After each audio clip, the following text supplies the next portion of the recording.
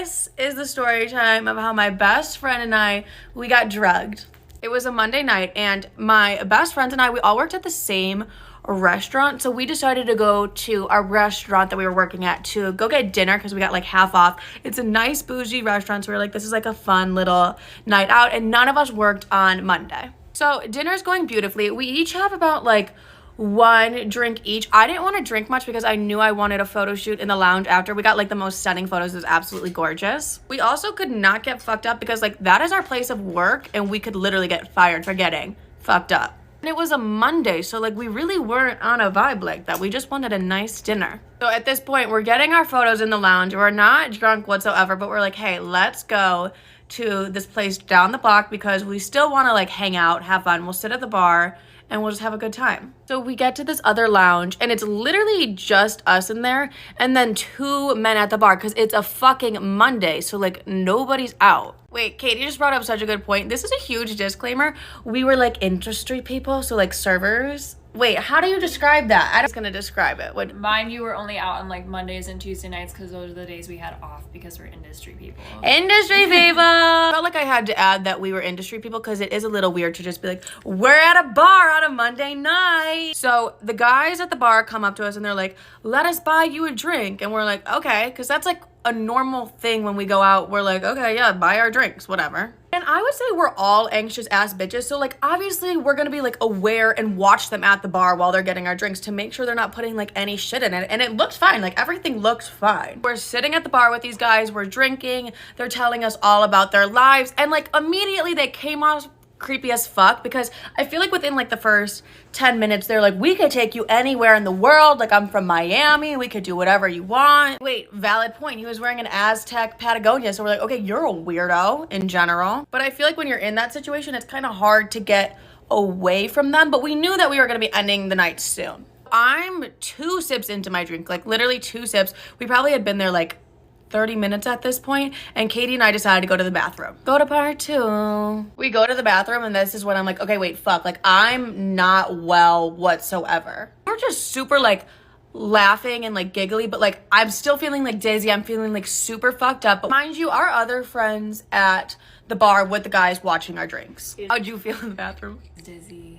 I was nauseous. You were slurring your words, and that's how you know, like, because you never really get that fucked up. No, I never black out. So once I'm slurring my words, we're like, something's wrong here. And it was sus because we came back after the bathroom, like right to the seats, and then they had more drinks for us ready, and they wanted us to finish it. So like as Katie was mentioning, we got back to the table and the guys are like, oh my gosh, have another drink, like drink up, like make sure you guys are drinking. And we're immediately like, ew, no, fuck that. So that's when Katie called the Uber. Where the fuck did my eyelash thing go? Oh my God. This is like the part of the night where I like stop remembering everything, and the only reason I have any memory of any of this is because all the Snapchat videos we decided to take in the Uber. These Snapchat videos were slurring. I'm not speaking correctly. Like I watched these videos back and I'm like, we're not formulating sentences, and we both don't remember getting home. Next day rolls around. It's like 7 in the morning. I wake up. Oh my God, I feel fucking horrible. Like I was not feeling well whatsoever.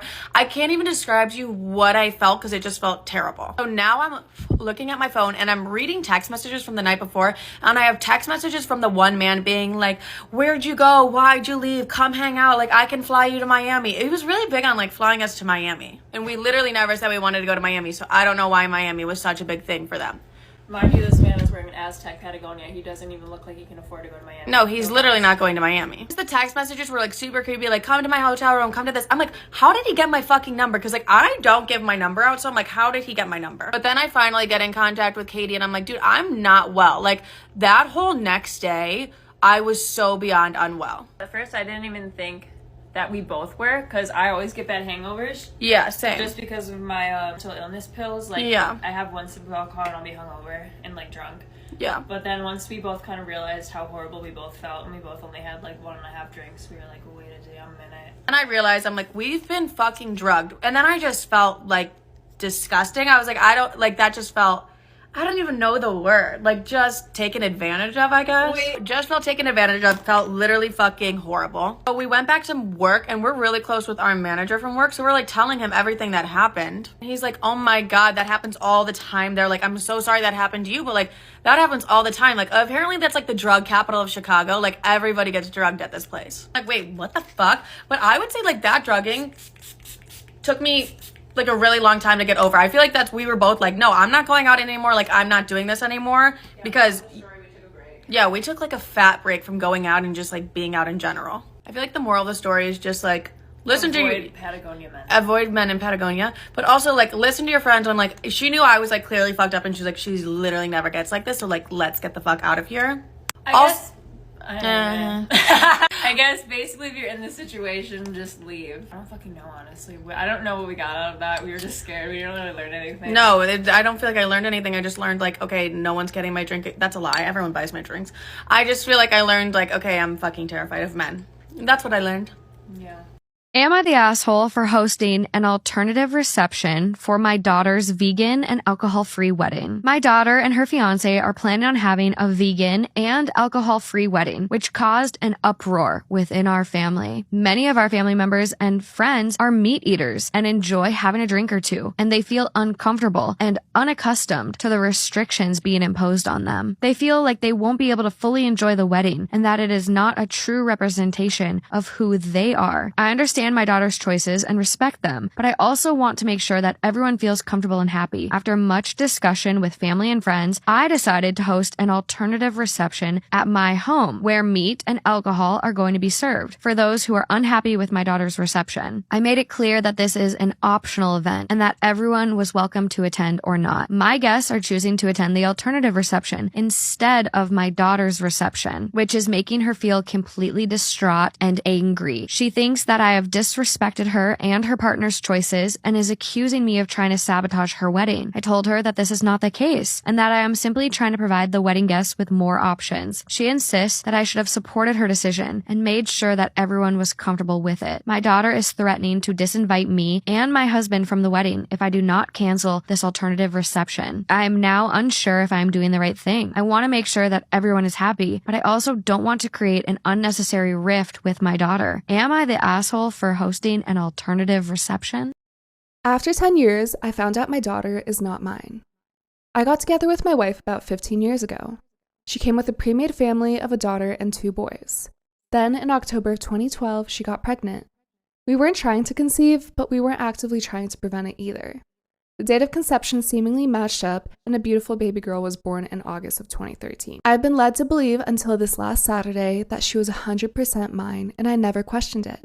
But over the weekend, I took our youngest son, who was my stepson, but you all know I see him as mine, to a show choir event and met up with an old friend from around the time of my daughter's birth. A friend I met through my wife. This friend and I had a few drinks, and she said that she needed to get something off her chest and that she's been holding a secret for years and told me everything. I was shocked, to say the least. The next day, I called and confronted my wife, and initially she denied it, but admitted to having sex with the actual father. I hung up on her, and I had 3 hours to drive home with my son, all the while ignoring her calls. When I got home, she then pulled me aside away from the kids and confessed all. This little girl is my world, and I do not have any intention of turning my back on her. It's not her fault that this happened, but her mother now wants me to try to move past her indiscretion and stay together. Stating what we have built since is strong, and I shouldn't tell my daughter about this, as the real father has no intentions of being part of her life. I do not think I can forgive her for this. It's too big. I'm so angry right now at her and all her friends that knew but kept silent. I can't leave because I don't want her to state that I abandoned my family.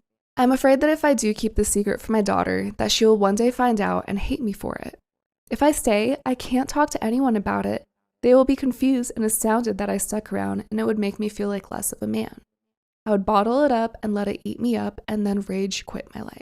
I'm an asshole. I didn't attend my son's wedding. Instead, I spent the evening with his ex-wife. At 19, my son met a girl and married her. I personally thought he was too mature, and then at 20, they had their first child. And then 16 months later, they had a second. After the first baby, my wife and I noticed our daughter-in-law wasn't happy. We both thought it was PPD related, and then soon they separated. She would bring the kids over for a visit, and then she started to unload on us and kind of just tell us everything. When we talked to him, he refused to take responsibility and blamed her for everything. They filed for divorce, and 3 days later, he announced his new girlfriend. A month later, they were engaged. Because of this, his ex-wife had to become a permanent stay-at-home mom to take care of the kids. She knew no one besides us, so I helped her financially, which my son did not know. Before the divorce was even finalized, we got a wedding invitation. I said I would not attend because they didn't have my blessing, and I've stayed consistent with that. And I said I did not want the fiance around the house either. No one really in our family attended, other than my wife who brought the grandkids, but only for that reason. The ex-wife was very surprised that we didn't attend. Next morning, my son called us to say how horrible we are and that he caught wind that we spent the evening with his ex. He says this is the ultimate form of betrayal. Did I do anything wrong here?